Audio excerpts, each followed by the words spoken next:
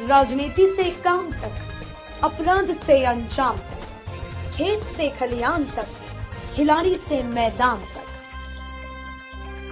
सितारों से आसमान तक, पल पल बदलती देश और दुनिया की हर खबर पीएन न्यूज लाइव पर। पीएन न्यूज लाइव, आपकी आवाज। वाराणसी के चांदमारी स्थित ओम विलास होटल में ईंट निर्माता परिषद वाराणसी का 42वां स्थापना दिवस एवं वार्षिक बैठक का आयोजन किया गया। कार्यक्रम के मुख्य अतिथि जीएसटी विभाग के एडिशनल कमिश्नर प्रिंस कुमार एवं Pradeep Kumar grade 1 zone 1 zone 2 रहे एवं विशिष्ट अतिथि के रूप में ज्वाइंट कमिश्नर श्रीमती रेणु कुमारी एवं डॉक्टर पीके श्रीवास्तव सहायक कमिश्नर जीएसटी रहे। कार्यक्रम का शुभारंभ अतिथियों द्वारा दीप प्रज्वलित कर किया गया। संस्था का स्थापना दिवस केक काटकर सदस्य एवं अतिथियों में वितरित किया गया। इस अवसर पर अध्यक्ष कमलाकांत पांडे, कोषाध्यक्ष हीरालाल यादव, महामंत्री शिव प्रकाश सिंह ने संयुक्त रूप से बताया कि 1 अप्रैल 2022 से ईंट पर बढ़ाई गई जीएसटी की दरों एवं बदले गए नियमों उप नियमों पर विचार एवं विसंगतियों को दूर करने की चर्चाएं हुई। उन्होंने आगे कहा कि ईंटों पर 1% समाधान के स्थान पर बढ़ाकर 100% और 5% रेगुलर स्कीम को बढ़ाकर 12% कर दिया गया है, जो 1 अप्रैल 2022 से लागू कर दिया गया, जिसका प्रभाव ईंटों की दरों में 1000 रुपए प्रति हजार बढ़ोतरी के रूप में पड़ने जा रहा है। गरीब जनता को माननीय प्रधानमंत्री जी के द्वारा अपना घर का दिखाया गया सपना पूर्ण होने में बाधा बनेगा। ईंट भट्टा मालिकों को जीएसटी विभाग के अधिकारियों ने नए नियमों को समझाते हुए बताया कि 1 सप्ताह के अंदर फार्म भरकर औपचारिकताएं तत्काल पूर्ण कर लें। ईंट निर्माता परिषद के सदस्यों ने जीएसटी में कोई वृद्धि, कोयले के रेट में हुई वृद्धि, डीजल के दामों में हुई वृद्धि को लेकर बड़ी दरें व मिट्टी की रॉयल्टी उपलब्धता की कमी को कारण तत्काल प्रभाव से प्रति हजार ईंटें 1000 रुपए वृद्धि का निर्णय लिया। कार्यक्रम का संचालन ओपी बदलानी एवं धन्यवाद प्रकाश महामंत्री शिव प्रकाश सिंह ने किया। कार्यक्रम में प्रमुख रूप से ईंट व्यवसाय हीरालाल यादव, सीताराम यादव, रमेश प्रधवानी, परमानंद प्रधवानी, मनोज जायसवाल, मोहन लखमानी, शांत बदलानी आदि लोग उपस्थित रहे। वाराणसी से मनोज प्रजापति के साथ छोटू पटेल की रिपोर्ट। मैं ओम प्रकाश बदलानी, उपाध्यक्ष ईंट निर्माता परिषद वाराणसी। किस तरह का अधिवेशन है, क्या आज हमारी संस्था ईंट निर्माता परिषद का 42वां स्थापना दिवस समारोह एवं वार्षिक बैठक थी और संयोग ऐसा था कि अभी लेटेस्ट 31 मार्च को ईंट भट्ठों पर जीएसटी के संबंध में एक नया नोटिफिकेशन जारी हो गया, जिसमें 1% के स्थान पे 6% और 5% के स्थान पर टैक्स को बढ़ा के 12% कर दिया गया है।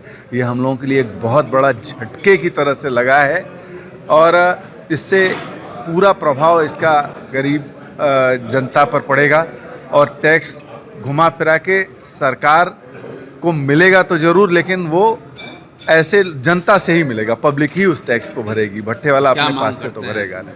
हम लोग मांग करते हैं कि जनहित में टैक्स को वापस उसी स्लैब में रखा जाना चाहिए, जिससे जो प्रधानमंत्री जी का सपना है कि सबका घर अपना हो, वो सपना पूरा हो सके।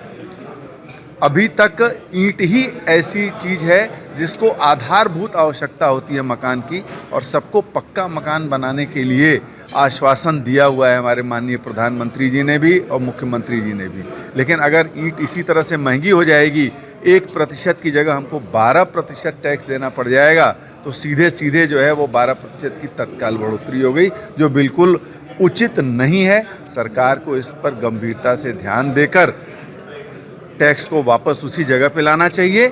विसंगतियां यहाँ पर महत्वपूर्ण ये हैं कि जो लोग टैक्स दे रहे थे उन्हीं के ऊपर टैक्स का ज़्यादा बोझ डाला जा रहा है और 70% ऐसे लोग हैं जो बिना टैक्स दिए हुए भट्ठा चला रहे हैं। ये हमारे सरकार की और सरकार के कर्मचारियों की अकर्मण्यता का परिचायक है कि जो नहीं दे रहा है वो इसके विरुद्ध या तो उनकी मिलीभगत है और या तो उनके खिलाफ वो कोई कार्रवाई नहीं करना चाहते हैं, अपने एयर कंडीशन चेम्बर्स में बैठ के और सिर्फ जो है अपनी तनख्वाह वसूल रहे हैं। अगर सारे भट्ठे वालों से टैक्स अगर मिले तो जितना टैक्स का स्लैब था उसमें पहले से कहीं बहुत ज़्यादा टैक्स उनको मिल सकता है, लेकिन ये उनकी उदासीनता है कि सरकार का नुकसान हो रहा है और गरीब जनता पर उसका प्रभाव पड़ रहा है। ईंट निर्माता परिषद वाराणसी किस तरह का आज 42वां स्थापना दिवस समारोह रहा और ऐसे अवसर पर एक गोष्ठी जो अभी वाणिज्य कर और जीएसटी और सबको लेकर के विसंगतियाँ उत्पन्न हुई हैं, उसके लिए आज एक गोष्ठी का भी आयोजन किया गया है, जिसमें कि विभाग के सर्वोच्च अधिकारी उपस्थित थे। तो किन किन परेशानियों पर चर्चा की गई? परेशानी हुई कि टैक्सों का जो लग रहा है घटोतरी बढ़ोतरी, इसमें हिसाब किताब रखना, झेलना और सारी चीज़ परेशानी, ईंट भट्ठों के लिए बिक्री का न होना, कोयले का दाम बढ़ना, टैक्सों का बढ़ना, ईंटों का दाम घटना, ये सब बहुत सी तमाम विसंगतियाँ हैं जिस पर कि विधिवत चर्चा हुई और सामने रखा तो गया। क्या मांग करते हैं शासन प्रशासन से मांग करते हैं कि इसका सरलीकरण हो और इतनी चीज़ें बड़ा मुश्किल हो जाता है, ये भट्ठे वालों के लिए पॉसिबल नहीं है।